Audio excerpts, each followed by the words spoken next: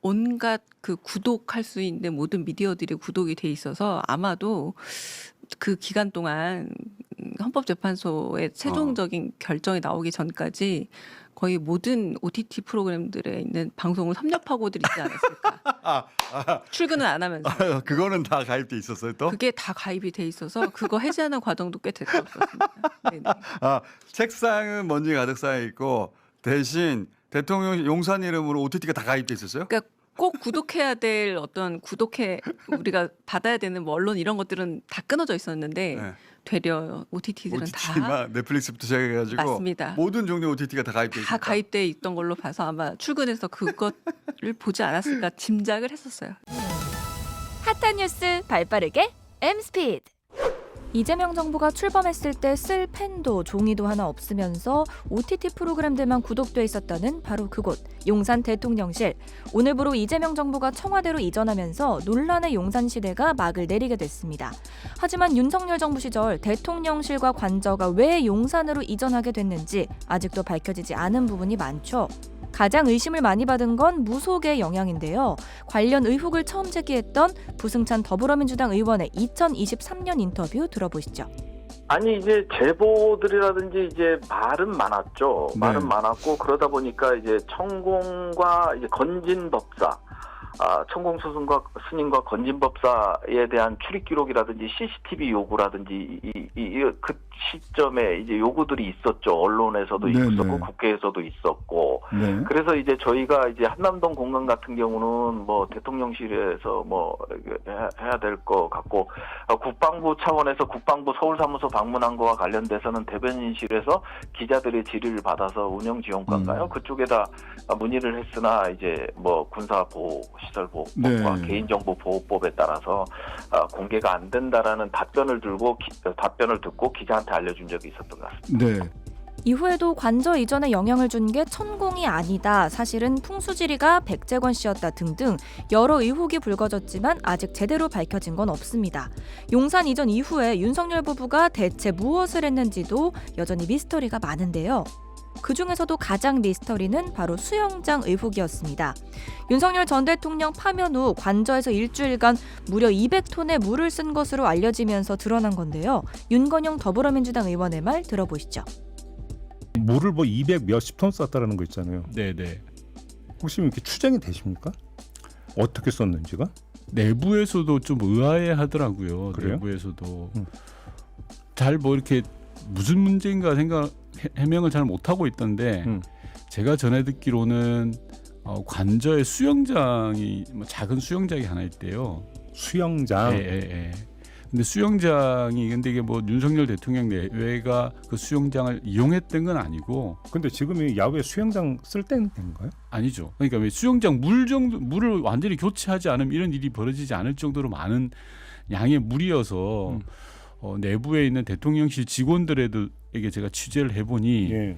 이해가 안 된다. 자기네들도 그러더라고요. 아니 그러면 이게 좀 비교가 될 게 이제 평소에도 그 정도 쓰는 건지 네. 아니면 이번 특정 기간에만 이렇게 많이 쓴 건지 지금 이게 확인이 안 되는 거잖아요. 대통령실은 평소에도 이 정도 쓰고 있다라고 해명을 하는데 예. 그게 잘 상식적이지 않죠. 과거 정부에서 청와대에서 한 뭐 40-50톤의 수돗물을 썼다 일일 예. 이런 해명을 하는데 청와대 규모와 한남동 관저는 사이즈가 다르거든요. 그럼요.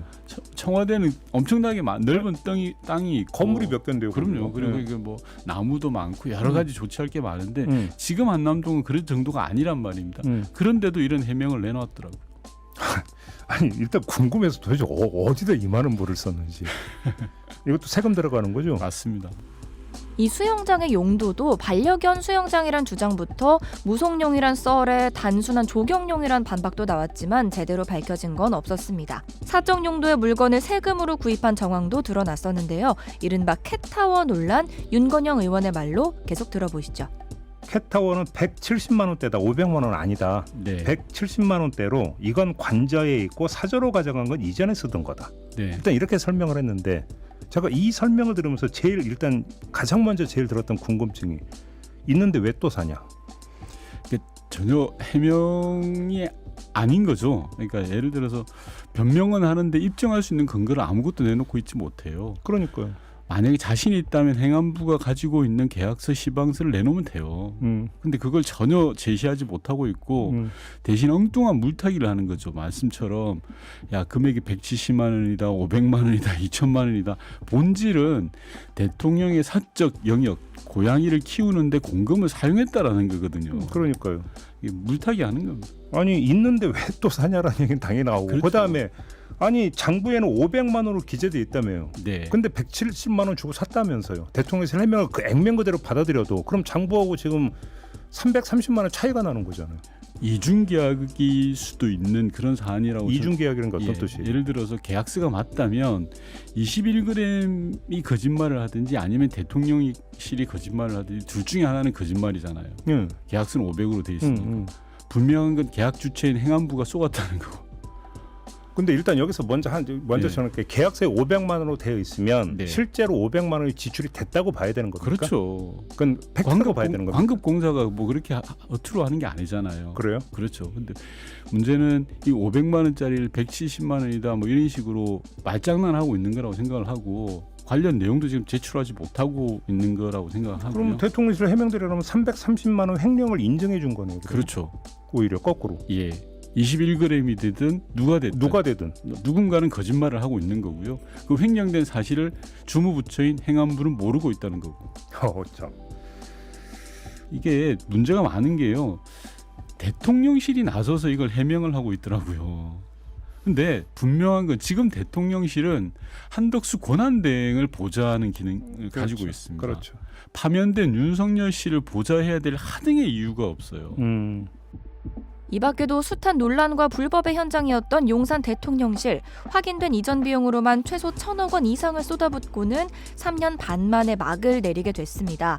하지만 용산시대가 막을 내리게 됐다고 해서 진상규명까지 끝나면 안 되겠죠. 앞으로 우리 세금 이렇게 막 쓰이는 걸 막으려면 끝까지 철저한 진상규명이 필요해 보입니다.